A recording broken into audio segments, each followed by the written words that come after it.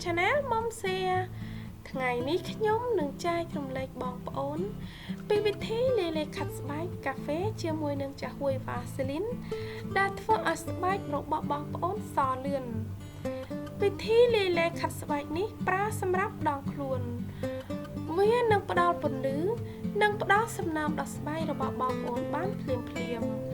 ធ្វើឲ្យស្បែករបស់បងប្អូនមើលទៅភ្លឺនិងក្មេងជាងវ័យរូបមន្តនេះប្រើបានទាំងបុរសនិងស្ត្រីតោះតើមើលពីរបៀបធ្វើទាំងអស់គ្នាគ្រឿងផ្សំដែលយើងត្រូវការនោះគឺលេលាបស្បែកចាហួយវ៉ាសេលីន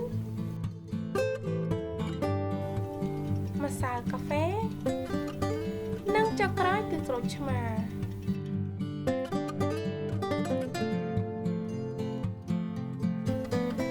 ដំបូងបងប្អូនត្រូវដាក់លេលាបខ្លួនចំនួន2ស្លាបព្រាបាយ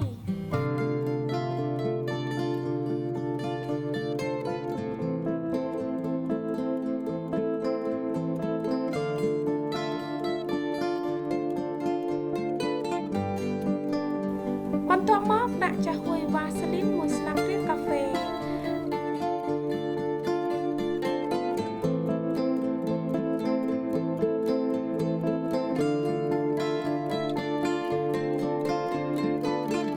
បញ្ចូលគ្រឿងផ្សំទាំងពីរនេះឲ្យបានម៉ត់ល្អ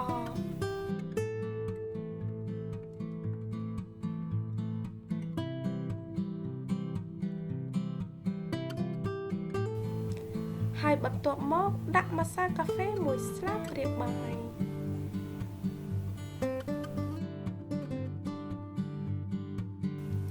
និងចុងក្រោយដាក់ទឹកក្រូចឆ្មា1ស្លាបព្រាបាយ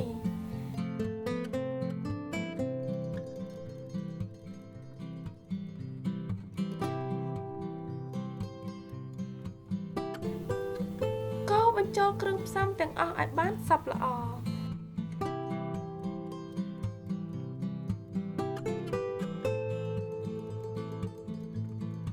លេខាត់ស្បែករបស់យើងគឺបានរួចរាល់ក្នុងការប្រើប្រាស់លាបនិងម៉ាស្សាថ្នមៗនៅលើស្បែករបស់បងប្អូនរយៈពេលប្រហែល5នាទី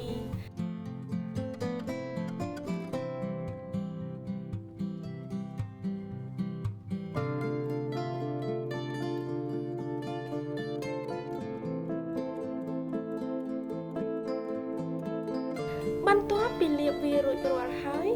សូមទុកចោលនៅលើស្បែករបស់បងប្អូន15ទៅ20នាទីទៀតបន្ទាប់មកលាងជម្រះចេញដោយលាងសម្អាតខ្លួនជាមួយនឹងសាប៊ូដែលបងប្អូនប្រើជារៀងរាល់ថ្ងៃលាបឡេផ្ដល់សំណើមដែលបងប្អូនមានបងប្អូននឹងទទួលបានស្បែកដែលសរលោងនិងភ្លឺថ្លាប្រសិនបើបងប្អូនបន្តប្រើវាជាប្រចាំ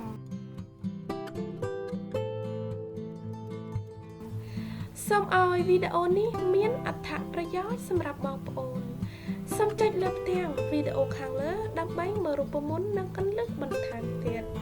សូមអរគុណសម្រាប់ការទស្សនាខ្ញុំនឹងជួបបងប្អូននៅវីដេអូបន្ទាប់ទៀតបាយបាយ